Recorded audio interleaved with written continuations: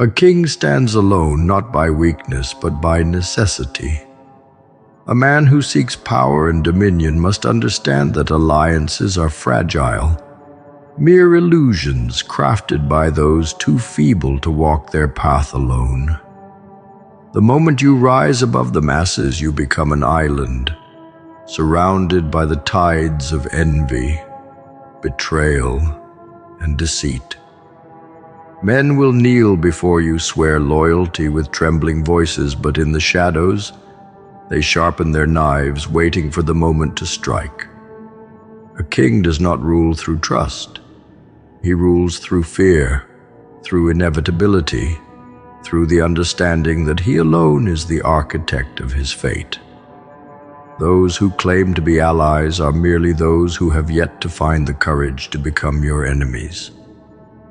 Power is a burden, not a privilege.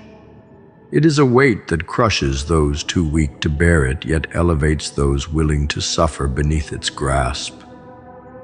A king does not seek companionship, for companionship is a distraction. Those who walk beside you will always slow your stride, always seek to tether you to their frailties, their weaknesses. They will demand kindness, mercy, understanding. Each of these things a chain forged to bind you to their level. A king who listens to the pleas of lesser men becomes lesser himself. He forfeits his edge, dulls the blade of his will. Compassion is a currency for the powerless. It has no place in the heart of a ruler. Men speak of loyalty, but loyalty is fleeting, a mirage in the desert of power. Those who swear their devotion today will betray you tomorrow if the winds shift in their favor. A king who depends on the allegiance of others has already surrendered his throne. There's no trust in power, only control. A ruler does not beg for obedience, he commands it, ensures it through an unbreakable grip on the minds and fears of those beneath him. To seek friendship at the top is to invite betrayal into your home, to lay yourself bare before the blade of treachery. The wise king keeps his circle empty, his heart cold, and his hand ever steady upon the hilt of his power. Isolation is not weakness, it is the essence of rule. A man who ascends to dominance must accept that he will never again stand beside another as an equal. There are no equals to a king, only subjects, only those who look up in awe or down in scorn, waiting for the moment he stumbles. But he must never stumble. The moment a king falters, the vultures descend, and the throne becomes a grave. He must move with certainty, with unshakable will, with the knowledge that loneliness is not a curse, but a shield. Others may yearn for companionship, for understanding, for warmth, but a king, he yearns only for strength, for endurance, for the unrelenting power that keeps him above the rest. Hope is the greatest lie ever told to men. It is the whisper of the weak, the desperate plea of those who cannot carve their own fate. A king does not hope, he wills. He does not dream, he acts. Those who cling to the idea of alliances, of shared victories, of mutual triumphs, are nothing more than children playing at war. There is no glory in shared power, only dilution, only compromise. A king must be absolute, his decisions final, his vision unmarred by the meddling of lesser minds. The moment he allows another to have a say in his dominion, he has already begun to descend from his throne. They will call you cruel. They will name you heartless, merciless, devoid of the qualities that make a man human. Let them. A king is not meant to be human. He is meant to be more. Humanity is weakness. It is the longing for approval, the craving for connection, the need to be understood. A ruler must abandon all these things, must carve them from his soul like a festering wound. To rule is to be feared, to be respected, to be beyond the comprehension of those beneath you. The world does not remember kind kings. It does not write stories of those who ruled with an open hand, only of those who crushed their enemies beneath an iron grip. Do not mistake solitude for suffering. The weak suffer in loneliness because they fear the silence of their own thoughts.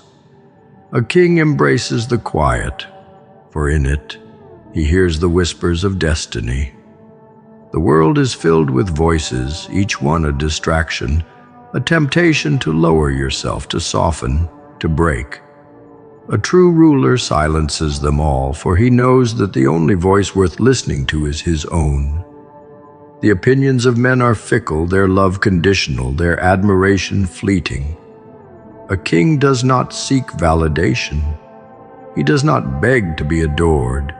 He rules, and that is enough. When the time comes and you stand at the height of your power, look around you. There will be no equals, no brothers in arms, no trusted confidants. There will only be you and the weight of the crown upon your head. This is not a tragedy, it is a necessity. Power is a lonely road, but it is the only road worth walking. A king does not lament his solitude, he revels in it. A king rises alone, for there is no other way. The ascent to power is a road paved with solitude, suffering, and sacrifice. Those who begin their journey surrounded by others soon find themselves burdened, their steps slowed by the dead weight of dependency. It is easy to believe that allies make the climb easier, that shared struggle leads to shared strength. But this is the great deception, the lie whispered to those too weak to endure the reality of dominion. No man who shares his power truly holds it. A king must rise unassisted, for to lean on another is to accept their influence, their control, their inevitable betrayal. The world respects only those who claim power with their own hands, who seize it through sheer will, without pleading, without compromise. Those who look for companionship in their rise have already failed, for they have revealed their need, their deficiency, their inability to stand without support. Need is a weakness, and weakness is an invitation for destruction. A ruler does not need. He takes, he commands, he imposes his will upon the world without hesitation or reliance on another's approval. To rise alone is to forge oneself in the fires of struggle, to be purified by the pain of the journey. A man who has never suffered alone will never understand the depth of his own strength. When others walk beside you, they dilute your resolve. They lessen the burden. They make the path easier. And what is an easy path but a shortcut to mediocrity? Greatness is born in suffering, and suffering is endured in solitude. The man who walks alone feels every wound, every hardship, every moment of despair. And yet, if he endures, if he continues forward despite the pain, he emerges unbreakable. The weak cannot grasp this concept. They seek comfort, reassurance, the illusion of solidarity.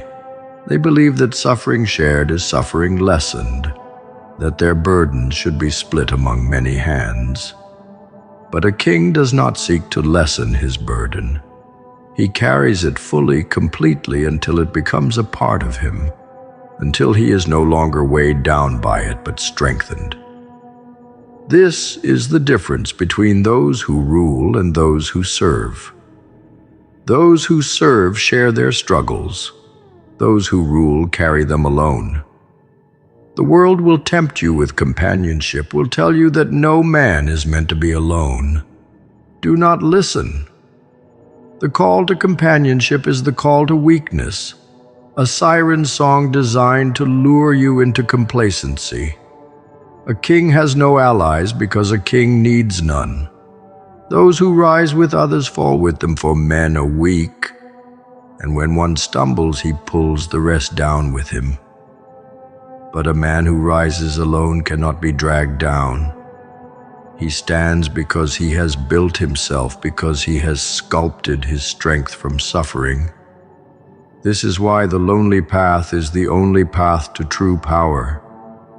You must not fear it. You must embrace it. Understand that every moment spent in solitude is a moment spent sharpening yourself, honing your will, making yourself into something beyond the reach of ordinary men. They will never understand, for they are too consumed by their need for others. They will call you cold, ruthless, devoid of humanity. But what is humanity if not weakness disguised as virtue? The world does not reward those who seek companionship.